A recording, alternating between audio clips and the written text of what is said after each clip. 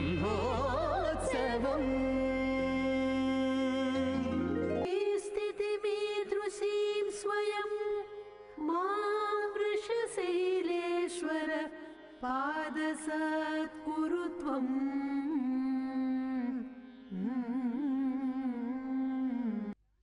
పద్మపత్ర నిభీక్షణాం వందే పద్మముఖీం దేవీం పద్మనాభ ప్రియామహం. అమ్మా, నీవు పద్మాలయవి. పద్మాన్ని పద్మావతి అమ్మవారుగానే మనకి దర్శనమిస్తున్నారు. అడుగో గరుడాళ్వారు ఒక్కసారిగా పైకి లేచి అమ్మని వహించి ప్రయాణాన్ని సాగిస్తున్నాడు. విషారించ అజితం విశ్వరూపిణం గరుత్మంతం ఖగశ్రేష్ఠనందనం ద్వాదశైతాని నామాని గరుడస్య మహాత్మనః యః పఠేత్. అటు ఇటు గాలికి కదుపుతున్నాడు. ముందు ఆనాడు 14 వంశాలలో అప్సరస నేత్రాల నిండా కరుణ తొణికిసలాడుతూ కనపడుతున్నది. నీవు ప్రసన్నమైనటువంటి ముఖంతో పద్మాలను చేతిలో ధరించి ఈనాడు నీ పేరుని సార్థకం చేసుకుంటూ ఈ తిరిగేను. జగదీశ్వరుడు వచ్చెను ఖగరాజు పైనికి నగరములో జొచ్చి జగదీశ్వరుడు వచ్చెను. సత్యకు పారిజాతమును కొని తెచ్చెను జగదీశ్వర.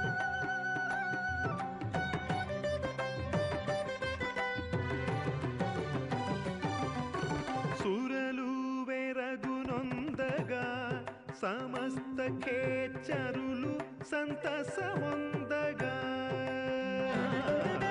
సురలు వెరగునొందగా సమస్త ఖేచరులు సంతసమొందగా. తరుణితో మురియుచు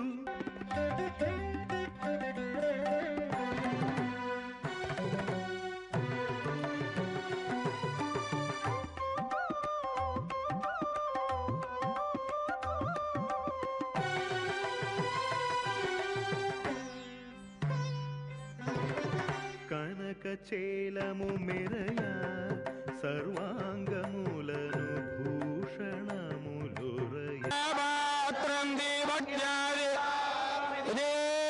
ప్రవణం వందే రమ్యజామాదరముని సమారంభా నాదయామున మధ్యమావత్తరాచార్య వందే గురు పరంపరా యో నిత్యమచ్యుతపదాంబుజయుగ్మ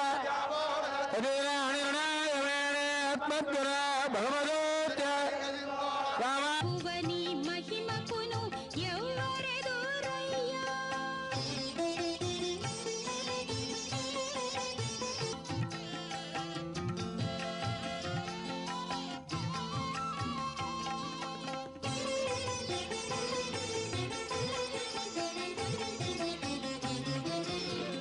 ఉద్యోగమెటు విచ్చే సేవయ్యా ఎక్కువ నీ మహిమకును ఎవరెదు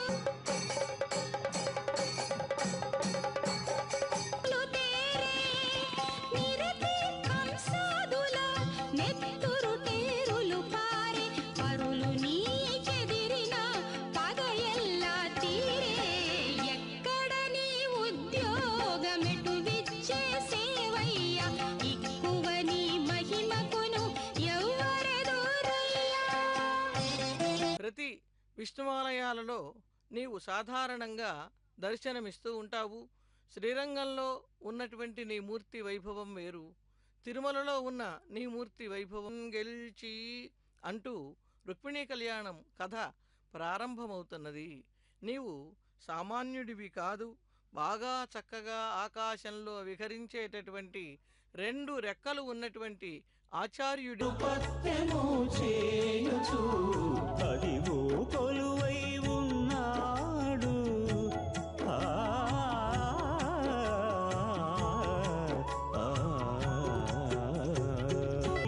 వెన్నెలా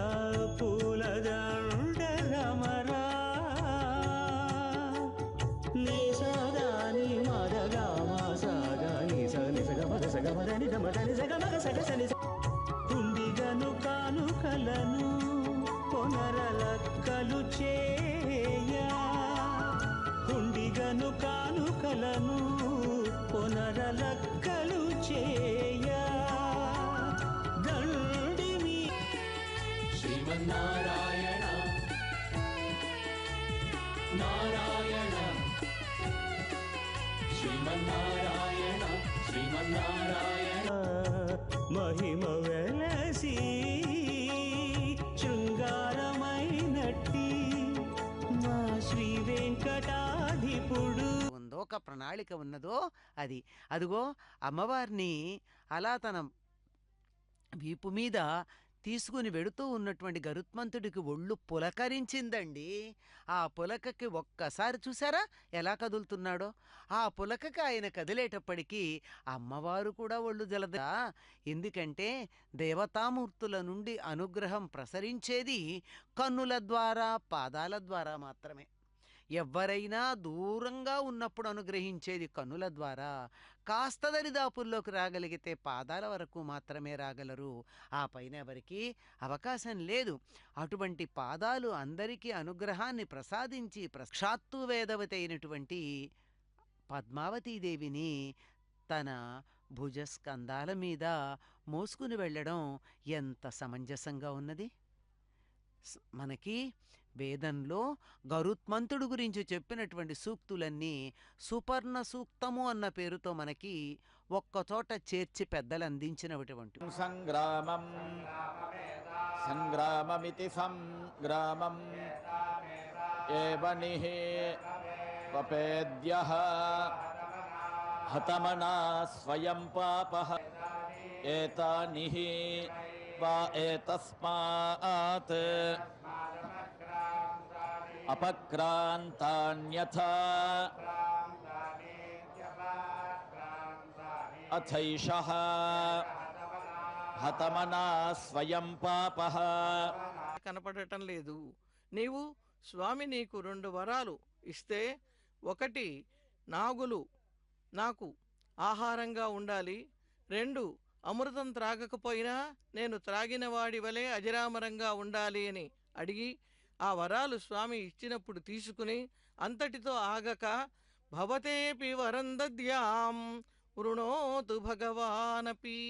నీవు దేవుడివైనా పర్వాలేదు, ఎంత గొప్పవాడివైనా నీవు నాకు 2 వరాలు ఇచ్చావు, నేను నీకు 2 వరాలను ఇస్తాను అని మళ్ళీ స్వామిని స్మరింప చెయ్యటానికే ఆ రంగు కలిగినటువంటి దుస్తులను ధరించి నీ ముందు నాట్యం చేస్తున్నారు. ఈ నీలవర్ణాన్ని చూడగానే నీకు నీ భర్త అయినటువంటి ఆ నీలమేఘ